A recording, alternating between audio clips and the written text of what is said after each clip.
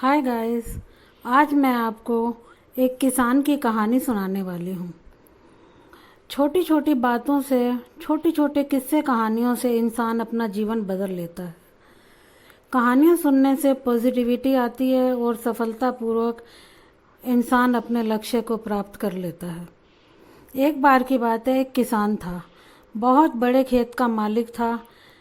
उसकी फसल काफ़ी अच्छी होती थी।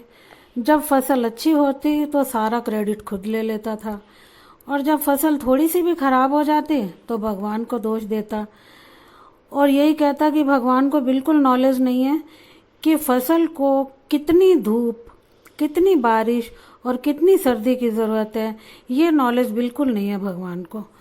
वह भगवान के पास गया और उसने कहा, भगवान, हे सृष्टि के रचयिता, वैसे आप बहुत जानकार हैं, लेकिन खेती के बारे में आपको बिल्कुल जानकारी नहीं है कि कितनी फसल को धूप, सर्दी और बरसात चाहिए।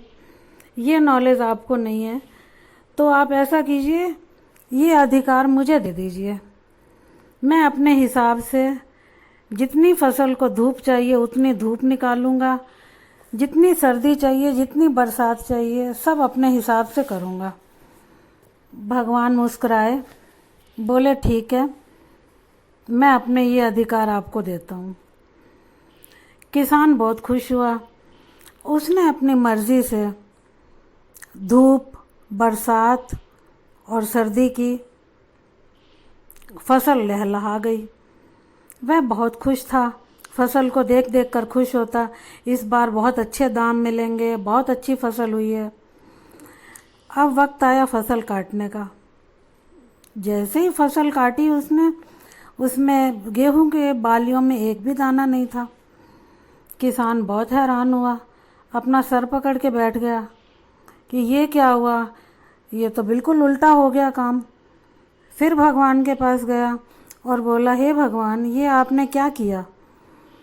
गेहूं की बालियों में तो एक भी दाना नहीं है। तब भगवान ने कहा, ये सब तो होना ही था। तुमने अपने अनुसार मौसम चाहा, जितनी तुमने धूप चाहिए उतनी धूप निकाली, जितनी बरसात चाहिए, जितनी सर्दी चाहिए, अपने हिसाब से सब किया। तुमने इन गेहूं की बालियों को वो ताकत आने ही नहीं दी जिन ताकतों के बल पर इन्हें मजबूती मिलती। तेज धूप से ये तपती, तेज हवा और तेज बारिश से जब ये पौधे गिरने वाले होते हैं तब इन्हें बलपूर्वक खड़े होने की शक्ति मिलती। वो सब तो इन्हें मिला ही नहीं। इस प्रकार हर मौसम से ये गेहूं की बालियां संघर्ष करती, तब इनमें दाना पड़ता। बिना संघर्ष के सफलता कैसी? तुमने इन बालियों को संघर्ष ही नहीं करने दिया, तो ये तो होना ही था। इस कहानी से हमें यह शिक्षा मिलती है कि जिस तरह सोने से गहने बनाए जाते हैं, तो गहने बनाने से पहले सोने को आग में तपाना पड़ता है, फिर उस पर हथौड़े की चोट देनी पड़ती है, फिर निरंतर उसे आकार देना पड़ता है। इस तरह से सोने को भी कई संघर्ष से गुजरना पड़ता है, उसके बाद जाकर सोना एक गहने का रूप लेता है। इसी प्रकार मनुष्य के जीवन में भी चुनौतियां आती हैं। जब तक हम उन चुनौतियों से लड़ेंगे नहीं, डटकर मुकाबला नहीं करेंगे, तब तक हम मजबूत कैसे बनेंगे? मजबूत बनने के लिए हमें संघर्ष करना पड़ेगा।